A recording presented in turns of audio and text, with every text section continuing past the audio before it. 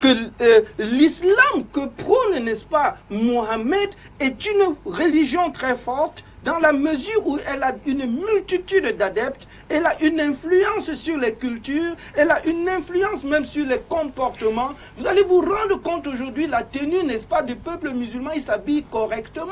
En fait, on peut apprécier même leur façon de prier, les génuflexions et tout ce qu'ils sont en train de faire sont dignes, n'est-ce pas, d'appréciation. Dr Ndiaye, merci beaucoup, merci, mais ne nous perdons pas. Hein. Je voudrais vraiment savoir ce que Mohamed représente dans la Bible. Je vous relance encore sur cette même question. Est-ce qu'on a des versets bibliques bien spécifiques qui nous parlent de Mohamed? La Bible ne nous parle pas de Mohamed. Mohamed naît lorsque, n'est-ce pas, en 570, lorsque Jésus-Christ est monté au ciel. Et après sa montée au ciel, enfin, il a envoyé des apôtres. Et les apôtres sont allés dans une expansion missionnaire dans le monde entier. Et pendant que l'évangile était en train de pénétrer même les peuples arabes, il y a eu des chrétiens qui sont arrivés en Arabie. Et la Bible ne nous parle pas précisément de Mohamed. Non, la Bible ne s'intéresse pas à Mohamed. Non, la Bible ne s'intéresse pas particulièrement à Mohamed. La Bible, c'est le 5 livres qui a été écrit, n'est-ce pas, pour le peuple du monde entier et pas seulement pour pouvoir s'adresser aux musulmans particulièrement. Alors, très bien, l'imam Mokhtar, en début de vos propos, semblait être très conforté. Et lorsque je le regarde maintenant, je suis persuadée qu'il veut apporter un bémol. Je rappelle juste que l'émission est interactive. Nous attendons vos réactions par SMS au plus 237 697 28 66 99. Le numéro de téléphone est affiché par les bons soins de Richard Binke. De qui le monde entier sera-t-il sauvé? Jésus ou Mohamed? C'est une émission interactive. Nous attendons vos réactions nombreuses. Imam Mokhtar Mohamed, à la suite de Dr Ndiaye et du pasteur Martin Tanier, que diriez-vous? Beaucoup de contradictions et beaucoup de choses sans preuve, des dits sans preuve. Moi, j'ai toujours l'habitude de demander aux chrétiens, soyez comme les Juifs de Bérée dans Actes des Apôtres chapitre 17, verset 11.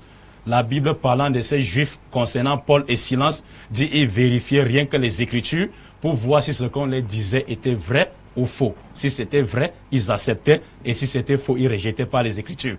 Et maintenant, dans le Coran, c'est chapitre 12, verset 108. Allah dit au prophète Mohammed, dit, j'appelle vers le sentier de mon Seigneur, moi et ceux qui me suivent, me basant sur des preuves évidentes. Donc maintenant, ici, c'est lui qui est mieux placé ici pour nous parler de Mohammed, que la paix de Dieu soit sur lui, et de Jésus. Le Coran est là et la Bible, les Bibles sont là. Au lieu, n'est-ce pas, de taper à gauche et à droite, d'abord, je veux d'abord réfuter les arguments. Alors, est-ce qu'il y a des versets bibliques qui parlent de Mohamed? Il y en a beaucoup. Le docteur Ndiaye a dit non. Hein. Oui, non, c'est un docteur quand même. Oui, oui, ça, la Bible va nous dire. Vous avez quelques passages bibliques? Il y en a beaucoup. On peut prendre un exemple? Oui, il y en a beaucoup. Donc, je disais que quoi d'abord, avant d'arriver au verset biblique? Oui, je disais ceci. Si la Bible a prédit la fin du monde, les catastrophes de l'Antéchrist, la Bible devait automatiquement parler de Mohammed, qui, n'est-ce pas, le docteur venait de dire, Mohammed, cet homme a une influence. Beaucoup de gens l'ont suivi. S'il n'est pas un vrai prophète, il doit être un faux prophète. Annoncé par qui? Par la Bible. Parce que les pasteurs sont unanimes que la Bible a, n'est-ce pas, donner, n'est-ce pas, des révélations sur les choses. L'Apocalypse, c'est qui doit venir vers la fin du monde. Comment ils ne devaient pas parler de Mohammed? Sont sérieux. Les premiers versets ici, que je donne aux chrétiens, versets cadeaux, Jean chapitre 1, parce que j'aime prendre le Nouveau Testament. Ils vont dire que non, si on prend dans l'Ancien Testament, ils vont dire c'est la loi. Donc, Jean chapitre 1, versets 19 à 22, je cite bien la Bible, judéo-chrétien. La Bible dit, voici le témoignage de Jean-Baptiste lorsque les Juifs envoyaient de Jérusalem les sacrificateurs et les Lévites pour lui demander, es-tu le Christ? Il dit, je ne le suis pas. Es-tu Élie? Il dit, je ne suis pas. Es-tu le prophète? Il dit non. On dit, pourquoi baptises-tu donc? Afin que nous donnons la réponse à ceux qui nous ont envoyés. C'est-à-dire, il ressort clairement que les Juifs contemporains de Jésus-Christ attendaient l'apparition de 3 personnes. Lorsqu'ils ont vu Jean-Baptiste en train de baptiser dans le Jourdain, ils se sont rapprochés de lui pour lui poser ces 3 questions. Es-tu le Christ? Il dit non. Parce qu'il savait que le Christ devait venir. Comme il est mentionné dans Ésaïe chapitre 61, verset 1 à 3. Le Messie devait venir. Et Élie devait venir préparer le chemin du Messie dans Malachie chapitre 4, verset 5. Et également, le prophète des derniers temps devait venir dans Deutéronome chapitre 18, versets 18 à 22. On va voir les caractéristiques de ce prophète.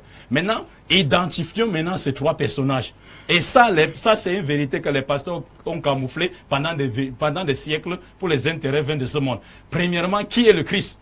Le Christ, c'est Jésus-Christ. Les chrétiens et les musulmans sont unanimes que c'est Jésus-Christ. Et la preuve, c'est dans le Coran, n'est-ce pas? C'est dans le Coran, dans chapitre 3 du Coran, verset 45. Et dans la Bible, c'est Jean chapitre 1, verset 41. Alors, si les musulmans sont persuadés que c'est Jésus qui est le Christ, pourquoi débattons-nous? On peut s'arrêter à ce niveau. C'est Jésus qui est donc le sauveur de l'humanité. Vous le confirmez alors? Le Messie ne veut pas dire sauveur de l'humanité, madame. Vous savez, c'est lui qui est Christ, c'est Jésus qui est Christ, c'est ce que vous venez de dire. Christ, c'est Christos en grec. Et c'est Messie, Machia en hébreu. Et Machia ne veut pas dire, ça ne veut pas dire sauveur de l'humanité. Tous les prophètes dans la Bible sont appelés des Messies. Mais tous ne sont pas les sauveurs de l'humanité. Somme 105, verset 15. Comment ça? Nous lisons la même Bible? Oui, c'est la même Bible, n'importe quelle Bible que vous voulez. Dieu dit ceci dans Somme 105, verset 15. Ne touchez pas mes prophètes, ne faites pas de mal à mes Machiim. Machiim, c'est le pluriel de Machia en hébreu. Him, Machia, et il y a même des païens que Dieu les a appelés Messies dans la Bible. Dites-vous qui sont les sauveurs de l'humanité? Et il y a, n'est-ce pas, le roi Cyrus dans Ésaïe chapitre 45, verset 1, que Dieu l'a appelé son Messie, le roi Perse. Pourquoi? Parce qu'il devait battre d'un seul empire babylonien qui avait pris son peuple, c'est-à-dire l'Israël en otage, et laissé partir les enfants d'Israël qui étaient son peuple. Il l'a appelé son Messie. Mais il n'a jamais été sauvé de l'humanité. Attention aux expressions. Donc on revient ici, on parle du sauvé de l'humanité. Donc j'étais en train de définir, n'est-ce pas, la prophétie. Rapidement. Oui, la prophétie, n'est-ce pas, de Jean, le Messie. Christ, c'est-à-dire le Messie devait venir pour extirper les enfants d'Israël des ténèbres spirituelles à la lumière parfaite, comme il est annoncé dans Ésaïe 61, verset 1 à 3. Et maintenant, c'est Jésus-Christ, envoyé aux enfants d'Israël. Et le Élie maintenant devait venir dans Malachie 4, verset 5, pour préparer le chemin du Messie. Mais maintenant, qui est Élie? Si le Christ est Jésus-Christ, qui est Élie?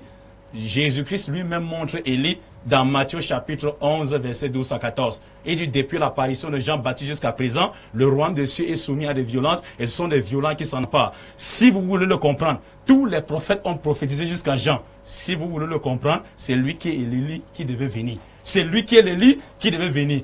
Maintenant, aidez-moi à transporter cette question-là au pasteur, s'il vous plaît. Non, mais bon, ou bien au docteur.